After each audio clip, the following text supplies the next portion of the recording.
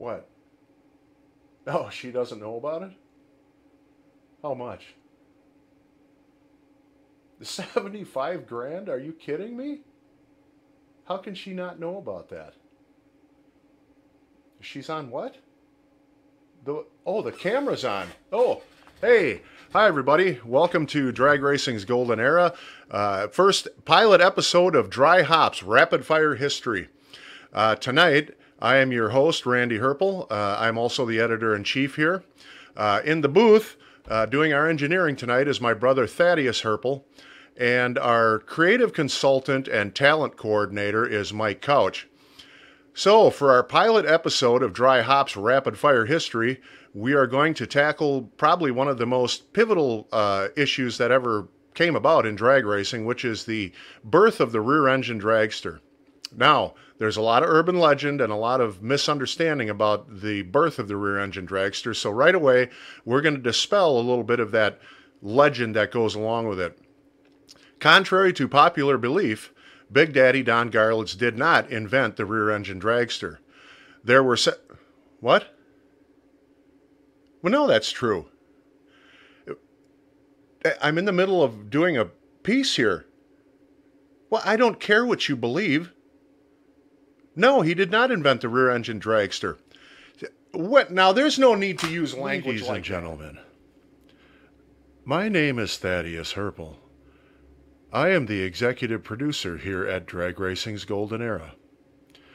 I would like to take this opportunity to apologize for the incorrect statements that Randy has made in the previous segment. I would furthermore... Don't ever sit in my seat again, okay? No, just get back in your booth. Okay, can I continue? Oh, and by the way, you are not the executive producer here. You're the engineer. All right, back to where we were at. There were quite a few rear-engine dragsters that had been tried out, experimented with, different configurations, like this one, and this one, and how about this one? And then there was the infamous Woody Gilmore rear-engine dragster that was put together and driven by Pat Foster, which damn near killed Pat Foster because of the terrible handling characteristics of the setup at the time. That's the little secret about the rear-engine dragster, was that the handling, the steering, needed to be slowed down, but we'll get into that in just a minute. So, let's go back to the pivotal moment, which everyone thinks caused Big Daddy to invent the rear-engine dragster. Lions Dragstrip. Big Daddy shows up, got an experimental two-stage transmission, and this is what Larry Sutton had to say about it. He did the burnout, and I've watched so many cars. I knew something was wrong. It just didn't move right. So I was ready for something to happen. And when I hit the switch, the car immediately blew up.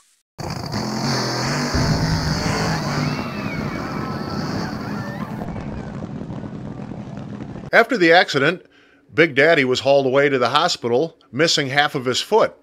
The explosion had severed off about half of his right foot. While in the hospital, and he told this story many times in many different media outlets, he began contemplating a rear-engine dragster to try and make it safer in the sport.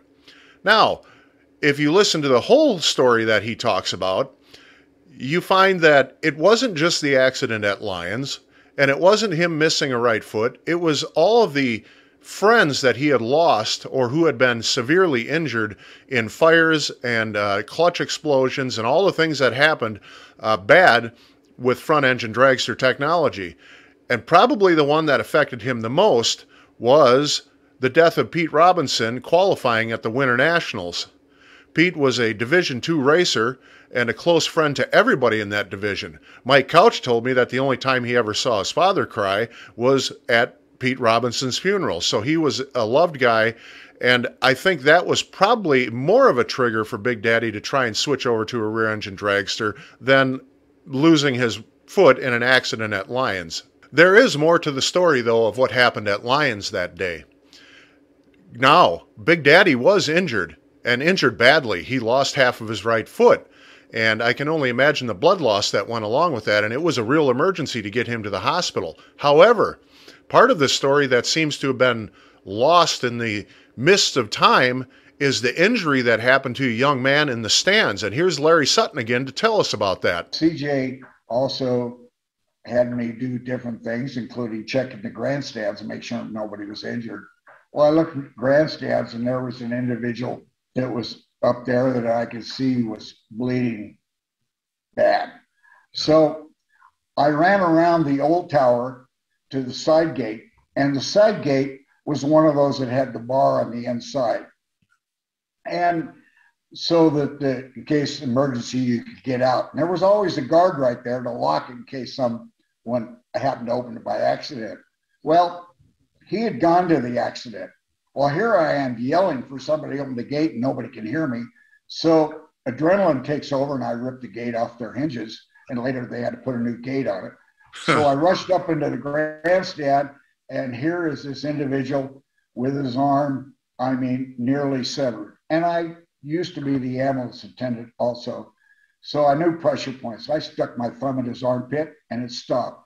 Randy, I don't want to get deal, but the man was losing a lot of blood. Yeah. And so up they came with the stretcher, and I told the ambulance driver, I said, I can't let go.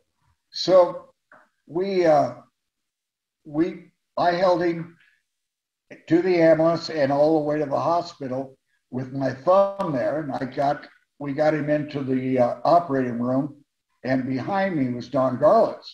And I was trying to stand between that gentleman and Garlits so he couldn't see what was going on, because it was not good. And so he asked me, he says, how's the kid? I said, well, he's okay. He's got a pretty good cut, but he'll be all right. And I said, see, you also have a pretty good cut. He said, yeah, I won't have to worry about ingrown toenails for a while. So I mean, he was not in shock. He had all his wits. So but the doctor comes in, and I said, I can't let go. So he tied him off, and off they went. And they not only filled him up with blood, because the doctor later came out and told me that with a couple more minutes he'd have been gone. They also were able to save the arm. And we've all heard a bunch of the rest of the story here. Garlits is laying in the hospital. He's contemplating what he should do next, puts his brain to work, decides he wants to put a rear-engine dragster together, get the engine out of his face. So he hops on a plane, still healing up, heads back to Florida, gets a hold of Connie Swingle, and tells Connie, put the peace pipe aside for a little while and come on over here, and we're going to build a rear-engine dragster. So Connie builds him a car. They head out to the drag strips in Florida to do some testing with this car, and about crashed the thing multiple times. Connie did some testing in it. Garlits did some testing in it. And then they've come out to Lyons Drag Strip in California. And here's Carl Olson to tell us a little bit about that night. That Don Garlits had showed up in 1971 at Lyons Drag Strip with his rear engine car that everybody laughed at. And I have to say, there was probably a chuckle or two coming out of me as well, because we were all familiar with people that had tried rear engine cars and it had always ended badly. And we had heard the rumors that Garlits and Connie Swingle, who built the car, were having problems of their own. It wouldn't go straight. He almost crashed a couple of times testing down in Florida. And so everybody was pretty nonchalant about him showing up with this thing. And of course, at Lyons Drag Strip, he didn't win that night. Gary Cochran won that night, but Don Garlits was runner-up and probably should have won the race. So now, as Carl Olson has told us, he showed up at Lyons, almost won the race out there. Fast forward just a little bit forward in time, and you end up at the Winter Nationals. Don Garlits wins the Winter Nationals with a rear-engine dragster. This was not the first car to win a national event, however, as a rear-engine dragster. That belongs to someone else. The man who holds the distinction of winning the first national event in a rear-engine dragster was Dwayne Ong. He won the AHRA Nationals in New York on August 30th, 1970. Garlits didn't win the Winter Nationals until 1971. While it can't be said that Big Daddy invented the rear-engine dragster, it can probably be said that he was the first one to have a successful rear-engine dragster. He went back to his home court after the Winter Nationals to Gainesville. In this picture, you will notice two things of significance. The first is that there still is no wing on the back of Garlits' dragster. The second thing is that there is a 15-year-old pushing the starting button in qualifying rounds at the Gator Nationals. I am shocked.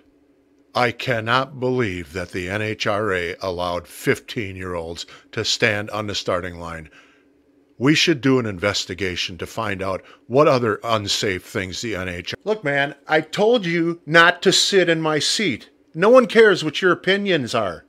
They're just opinions. We're doing facts here, okay? And that is the short version of history of the rise of the rear-engine dragster.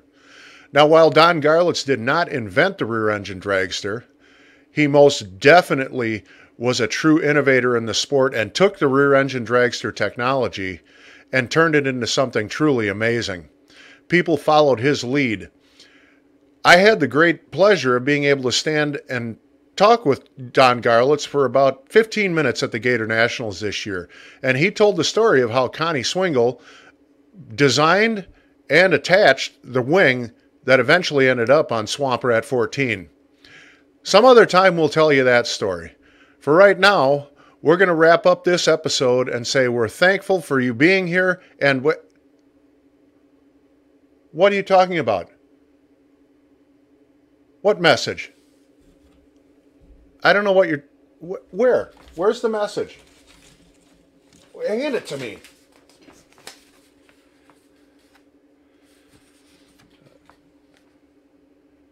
Dear Randy, I can't believe the lies that you're telling on your program. You suck, and I'm never watching you again. Who sent this? Where did this come from? You know, we're not even done airing the episode. What do you mean you can't tell me who sent this? There's no name on it.